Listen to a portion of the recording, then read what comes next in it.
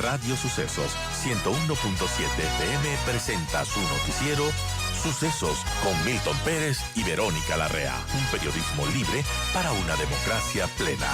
Los hechos y las opiniones de los sucesos que marcan nuestro tiempo.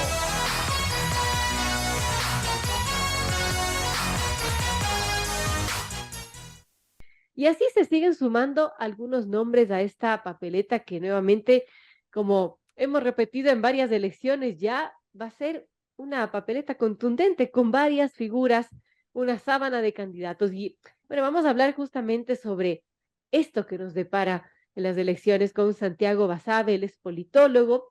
Y bueno, en este panorama político, Santiago Basabe escribe un artículo en donde dice: no le demos el voto ni al candidato sin partido, ni al partido que no presenta sus propios candidatos. Uno y otro son nocivos para el país. Sin embargo, Santiago, lo que estamos viendo en esta fila de precandidatos es más de lo mismo, partidos sin candidatos propios y candidatos que no tienen partido. ¿Cómo vemos hasta aquí este proceso electoral tan atípico, tan sui generis que se nos viene para este 20 de agosto? Bienvenido, Santiago, lo escuchamos. Hola, Vero, buenos días con toda la audiencia. Acabo de ver a uno de esos candidatos y yo creo que la pregunta que debemos hacernos como ciudadanos es, esta serie larga de candidatos, ¿quién los candidatizó? Ellos, ellos. ¿Y qué haces para tú mismo candidatizarte? Tener seguramente varios millones de dólares para la campaña electoral, varios millones de dólares. ¿Qué personas pueden por sí y ante sí decidir, voy a destinar 3, 4, 5 millones de dólares para ser candidato a la presidencia de la República? Eso puede ser cualquier ciudadano. No, eso Muy puede poco. ser la gente que tiene esa capacidad económica, porque hay que tener esa capacidad económica para decir, tengo destinado esto para una campaña que eventualmente no me va a ir bien, que podría perder, es simplemente para sondear cómo estoy ante la opinión pública. Y bueno, luego buscaré algún partido, alguno cualquiera. Merece ser presidente de la República una persona que llega a una candidatura de esa manera. Me parece que el país está tocando fondo ya. Merece, por otro lado, que le demos el voto a un partido que es incapaz, a unos, a la mayoría, que son incapaces de tener algún cuadro político de su propio seno, que ha sido parte de su organización, de sus procesos, cuando hay procesos, y que al final termina diciendo, hay algún candidato que quiera, yo le presto el partido, vengan, por favor, porque así se presenta la mayor parte de los partidos. Es una vergüenza lo que existe acá, porque no son ni siquiera organizaciones políticas. Entonces, de eso estamos llenos, y de eso va a ser la papeleta, con seguramente al menos una docena de gente que tiene la capacidad económica para ser candidato. No sabemos de dónde, algunos medianamente se puede saber, pero de otros no. Y creo que eso le va a conducir al país a este año y medio, donde la crisis que ya tenemos, la inestabilidad que ya tenemos y la incertidumbre, lo único que va a pasar es que se va a afianzar, se va a acrecentar hacia el 2025, que tendremos un nuevo proceso electoral, donde seguramente este tipo de candidatos van a volver a aparecer, porque las reglas electorales en el país así lo permiten. Ese es el problema de fondo. Es complejo, Santiago, y siempre se habla de la unidad y de demás, pero siempre es en torno al iluminado de turno, al que cree que tiene que ser la figura en torno a la que tienen que unirse todos. Y bueno, por eso es que no se llegan a acuerdos, por eso es que no hay candidatos fuertes y se da lo que usted menciona, ¿no?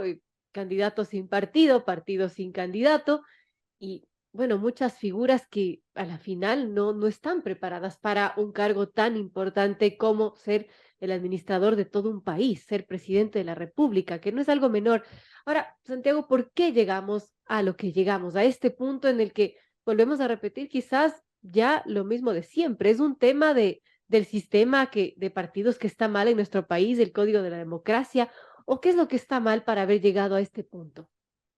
Mira, el Código de la Democracia alienta, fomenta, incentiva a que se dediquen a la vida política los corruptos y los incapaces.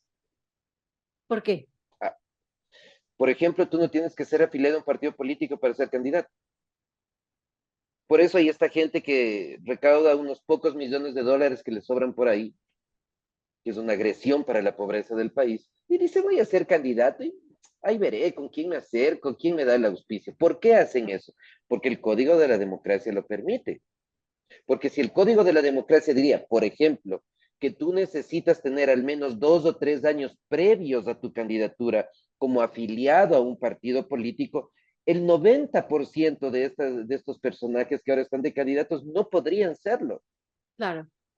Con una pequeñísima reforma legislativa. No se necesita asamblea constituyente, porque por ahí quieren salir algunos sectores interesados ahora. No, no es necesario. Es una reforma simple de un artículo en el Código de la Democracia. Si existiría eso, el 90% de estos candidatos que se ofrecen al mejor postor no existirían. Si es que tú haces una pequeñísima reforma al Código de la Democracia en la que estableces que si un candidato llega a la asamblea, por ejemplo, con una organización política y se separa de esa organización política, inmediatamente pierde su banca. Muchos de los problemas de estos que venden los votos en la asamblea a cambio, a favor del gobierno de turno, cualquiera que éste sea, o de la oposición, desaparecería tal vez o se aminoraría considerablemente. Si tú haces una pequeña reforma al Código de la Democracia y estableces un umbral muy claro en el que diga que tú, para poder mantenerte como partido, necesitas con votos propios, no en alianzas, un porcentaje específico, porque si no desapareces en la segunda contienda electoral, de estas 17 o 18 organizaciones políticas nacionales que tenemos, te quedarías con 2 o 3. Hay una organización política en el país que nunca ha tenido representantes legislativos y ahora va a tener un candidato presidencial. Claro. Hay otra organización política que no tiene legisladores hace 20 años y tiene todavía registro electoral. Entonces, mira, son 2, 3 cosas muy simples a través del Código de la Democracia. No se necesita asamblea constituyente que se pueden cambiar. Como eso no se cambia porque a estos actores políticos que tenemos no les interesa, entonces tienes los candidatos sin partido, tienes todo lo que estamos observando. Tienes todo lo que estamos observando y como te decía al inicio y como decía la audiencia, el sistema político ecuatoriano está diseñado para que la gente honesta no participe y está diseñado para que la gente con capacidades, con deseo de servir al país, tampoco se involucre, sino que los que se involucren sean los incapaces, por un lado, los corruptos, por otro lado, y lo que son peores, los que son corruptos y además son incapaces. Entonces, mientras eso no cambie, esto va a continuar así, va a ir empeorando hasta que llegue un nuevo momento de crisis donde surgirá alguien con un carácter mesiánico, alguien que ofrezca mucho y obnubile a la población, y volveremos con este ciclo interminable de cambios, de alternancias, de procesos de desestabilización institucional. Qué complejo esto, amigos. Son las 7:54. Dialogamos con Santiago Basabe, politólogo. Estamos hablando acerca de este proceso electoral. Ya conocemos algunos nombres que están para precandidatos y bueno, de muchos, como decía, no hay cómo darle del voto porque la mayoría son candidatos prestados, ¿no? No es que tienen una formación en un partido concreto, sino que siempre es parte de esa improvisación a la que ya se han acostumbrado lamentablemente los partidos, los movimientos políticos, que en momento de elecciones pues cogen a figuras que ellos creen que puede darles del voto y nada más, pero después ganan y no hay plan de gobierno, no hay una organización y pasa lo que pasa y eso lo hemos venido repitiendo. La solución es simple, reformar el Código de Democracia, pero no ha habido voluntad política para hacerlo, Santiago, porque obviamente esto les afectaría a esos partidos que han estado lucrando más de 20 años y aunque no tengan figuras, aunque no ganen elecciones o escaños, pues están ahí. Así es, porque no les interesa, porque convivir en este sistema político corrupto alimenta los intereses personalistas de los partidos políticos. Decía hace unos minutos en un medio de comunicación, un candidato presidencial o precandidatos, como se dicen, pero es que hay que dimensionar lo que dice. Dice, ya escogí ayer a mi candidato vicepresidencial, ya tengo candidato. O sea, esto es como la Edad Media, es el feudalismo. Yo tengo plata, yo quiero ser presidente, tengo para poner al vicepresidente y bueno, ya veremos. Y algún partido que por ahí se prestan, que siempre hay partidos que se prestan. el Partido Social Cristiano, en este caso al que me refiero, para no hablar del candidato, pero sí del partido, porque es vergonzoso lo que hace el Partido Social Cristiano, igual que los otros, ¿no? O sea, hacen un proceso para remover al presidente de la República. Nos puede gustar o no la administración del señor Lazo, podemos estar a favor o en contra, eso no importa. No importa para lo que voy a decir. Y queremos destituir al presidente de la República y al mismo tiempo, cuando nos enfrentamos a una situación, y pienso en todos los partidos, casi sin excepción, cuando nos enfrentamos a una situación de presentar candidatos, decimos, no, no, yo no tengo candidato, voy a auspiciar a tal o cual, y que él se haga cargo del país.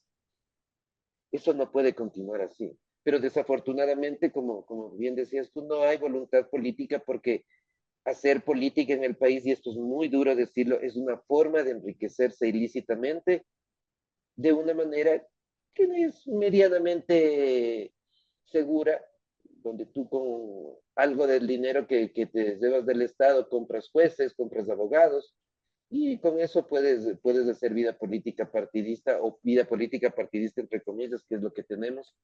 Y así el país va de tumbo en tumbo, ¿no? La gente tiene que elegir ahora entre el menos malo para presidente y entre los menos malos para asambleístas. Y en eso, Santiago, ¿qué le puede esperar el ciudadano, el que tiene que ir a las urnas el 20 de agosto y bueno, se encuentra con todo lo que se encuentra? Nada, nada. Porque en general solemos decir, es que la culpa es, el pueblo tiene los representantes que se merece, se dice. Pero eso es parcialmente cierto.